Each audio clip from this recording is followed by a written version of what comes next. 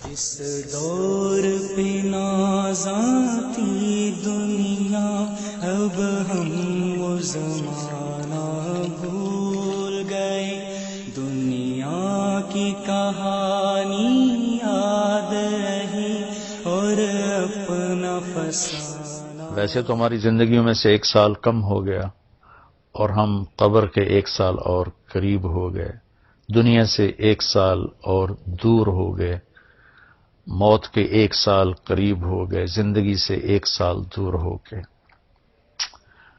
اللہ کا شکر ہے ہمارے ہی ساتھ کے پلے پڑے قبروں میں چلے گئے، ہماری سانسیں باقی ہیں، اور وقت ایک بہت بڑا قیمتی سرمایہ ہے۔ تو یہ نیا سال اللہ نے ہمیں دیا ہے، ہم اس کی قدر کریں، ہم اس کی قدر کریں، ہم اس کے اندر کچھ نیکیاں بھر لیں۔ اللہ تعالیٰ نے وقت کو بہت قیمتی بنا کر قرآن میں پیش کیا ہے، اوقات کی قسم اٹھائی ہے، والعصر، خاص طور پر عصر کے وقت کی قسم، اور یہ قرآن کی آخری صورت ہے، اس کے بعد قسم کوئی نہیں، اور قرآن بھی ختم ہو رہا ہے۔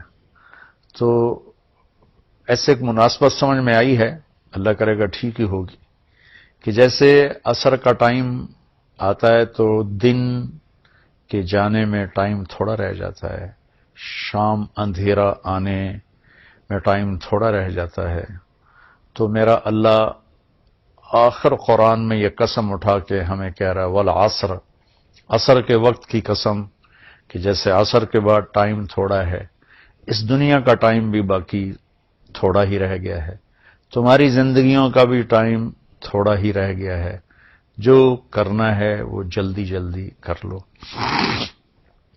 اور غفلت سے نکل آؤ۔ اور 4 کام بتائے ہیں اللہ تعالیٰ نے والعصر کی قسم اٹھا کر۔ ایک، ایمان لے آؤ، الا الذین آمنوا، شکر ہم ایمان والے ہیں، وعملوا الصالحات، دوسرا اچھے کام کرو، نیک کام کرو، کبیرہ گناہوں سے بچو، ہو جائے توبہ کر لو، ہم کوئی مشین نہیں، اوپر نیچے ہونا انسانی فطرت ہے، ہو جائے گناہ توبہ کر لو، وتواصوا بالحق، ایک دوسرے کو حق کی بات کرو، تبلیغ کرو، جو تبلیغ کا کام، وتواصوا بالصبر، ایک دوسرے کو صبر کی دعوت دو، اس کے لیے تیار کرو۔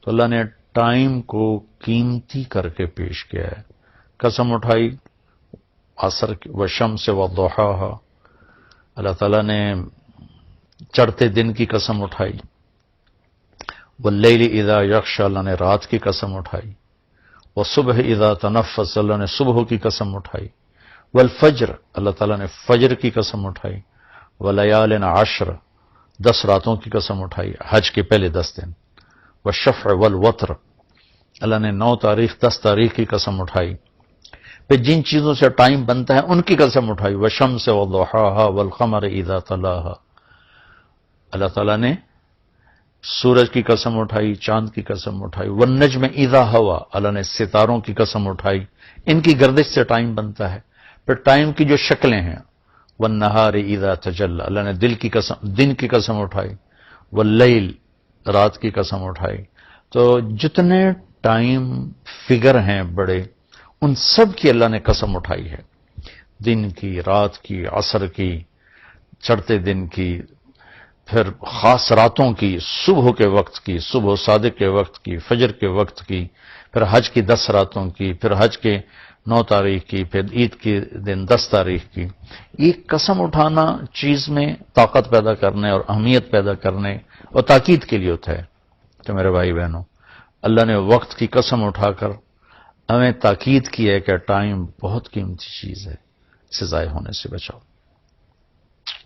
کم از کم یہ ہے، اگر ہم نیکی نہیں کر سکتے تو کوئی گناہ نہ کریں، اور ہم بشر ہیں، گناہ ہو جائے تو توبہ کریں گے تو انشاءاللہ اللہ اپنے فضل و کرم سے معاف فرما دیں گے۔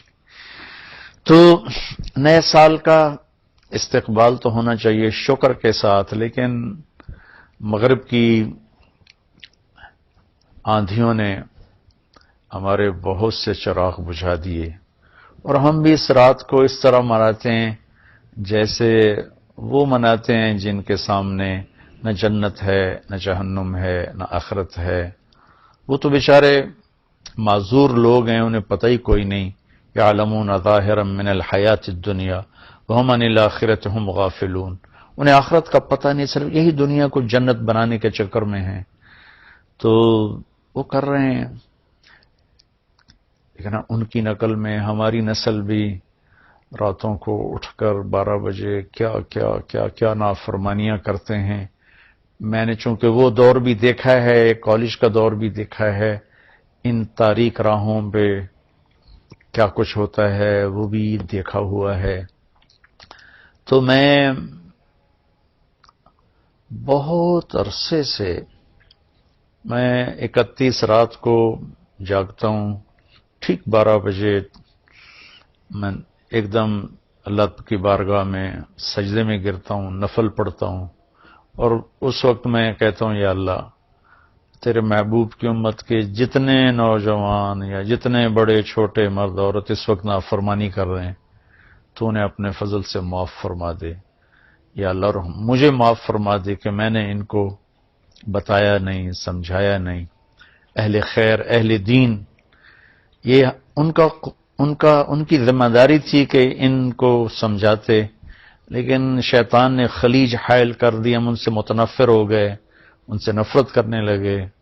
نفرت کرنا تو آسان کام ہے، نشہ پلا کے گرانا تو سب کو آتا ہے، مزہ تو تب ہے کہ گرتے کو تھام لے ساقی. جو ہمارے دینی طبقوں میں جو غفلت میں پڑے ہوئے لوگوں سے نفرت پیدا ہو گئی ہے، اور جو کچھ دین سے زیادہ دور لوگ ہیں ان کے دلوں میں دینداروں کی حقارت اور نفرت پیدا ہو گئی. یہ دونوں ایک طرف چلے گئے ہیں، دو کناروں پر چلے گئے ہیں. بھائی نیا سال ہے، جو لوگ میری بات سن رہے ہیں یقیناً سارے تو نہیں سنیں گے اور سارے پسند بھی نہیں کریں گے، لیکن جنہیں اچھی لگے ان کی خدمت میں گزارش کرتا ہوں کہ آئیے ہم اس نئے سال کو اسی طرح معصوم رکھیں جیسے اللہ نے معصوم ہماری گود میں اسے ڈال دیا ہے.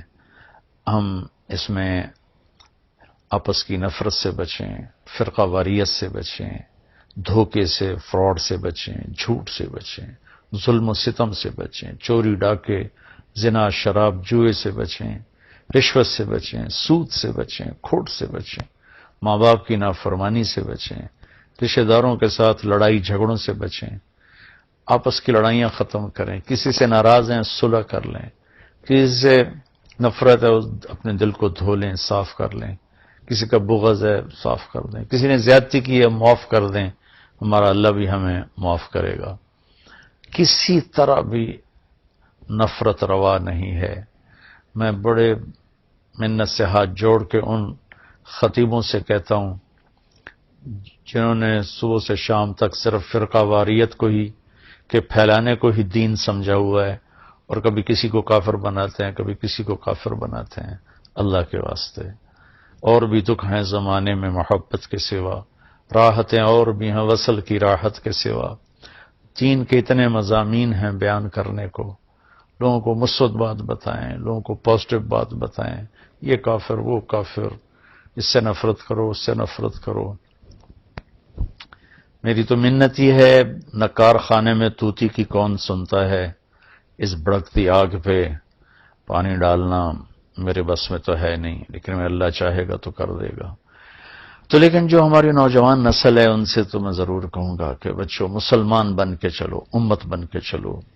تم کسی سے متاثر ہو، تم کسی عقیدے پر ہو، تم کسی نہج مسلک مذہب پر ہو، اس پہ باقی رہو، لیکن اوروں کو جگہ دو، اللہ کے واسطے جگہ دو. صرف ہم ہی مسلمان ہیں، باقی سب کافر ہیں. ان چیزوں سے واپس آ جاؤ، اس میں تمہیں تباہی کے سوا کچھ بھی نہیں ملے گا. میں نے دنیا پھری ہے، تاریخ پڑھی ہے، میں خون کے آنسو روتا ہوں جب مذہب کے نام پہ نفرت کی آگ کو بھڑکتا دیکھتا ہوں، سیاست کے نام پہ قتل و غارت دیکھتا ہوں، درد اٹھتا ہے، ایک ہوک سی دل میں اٹھتی ہے، ایک درد جگر میں ہوتا ہے. ہم رات کو اٹھ اٹھ روتے ہیں جب سارا عالم سوتا ہے. کسی کہنے والے نے کہا میں نے تو نقل کیا ہے، میں تو ان لوگوں میں نہیں جو رات کو اٹھ اٹھ روتے ہیں. البتہ دکھ ضرور لیے پھرتا ہوں کہ کاش امت کے اندر محبت ہو، پیار ہو، افسران سے کہتا ہوں بددیانتی چھوڑ دو، مزدوروں سے کہتا ہوں خیانت چھوڑ دو، تاجروں سے کہتا ہوں کھوٹ ملاوٹ چھوڑ دو، ذمہ داروں سے کہتا ہوں تکبر ظلم و ستم چھوڑ دو، طاقتور سے کہتا ہوں اللہ کو یاد کرو، ایک دن طاقت کا نشہ اتر جائے گا، موت اٹھا کے سب کچھ لے جائے گی۔ چور ڈاکوؤں سے کہتا ہوں ہمارے بچے ہو، ہمارے بھائی ہو، آ جاؤ ہم مل کے توبہ کریں۔ فضیل بن عیاض بہت بڑے ڈاکو تھے، ان پورا عراق ان کے نام سے تھر تھراتا تھا اور کانپتا تھا، لیکن جب توبہ کی تو ایسے بڑے ولایت کے مقام پر پہنچے کہ اس زمانے کے سارے اولیاء کرام ان کے سامنے گھٹنے ٹیک گئے۔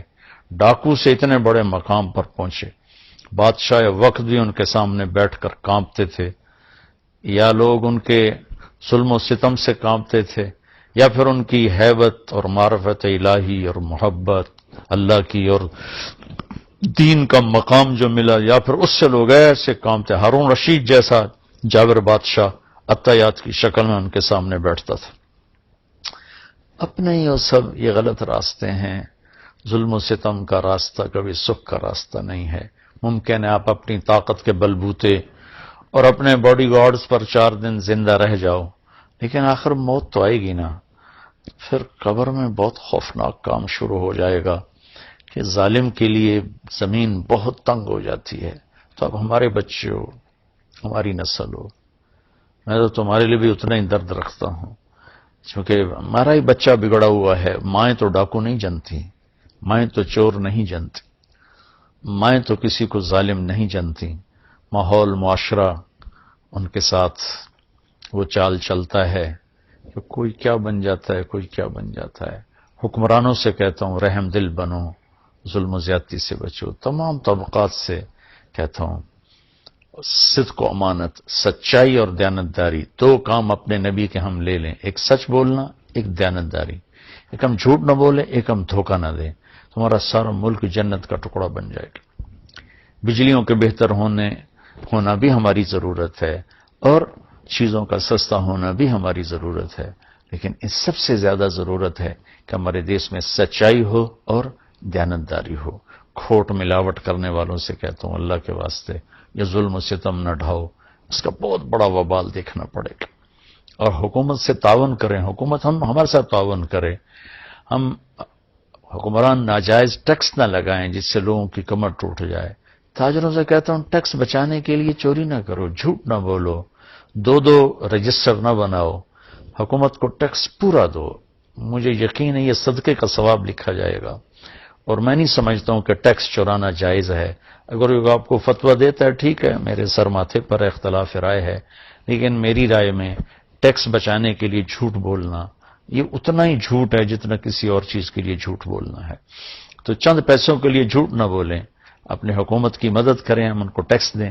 حکمرانوں سے کہتے ہیں ایسا ظالم ٹیکس نہ لگائیں کہ لوگ جھوٹ بولنے پر مجبور ہو جائیں اور ان کی کمر ٹوٹ جائے۔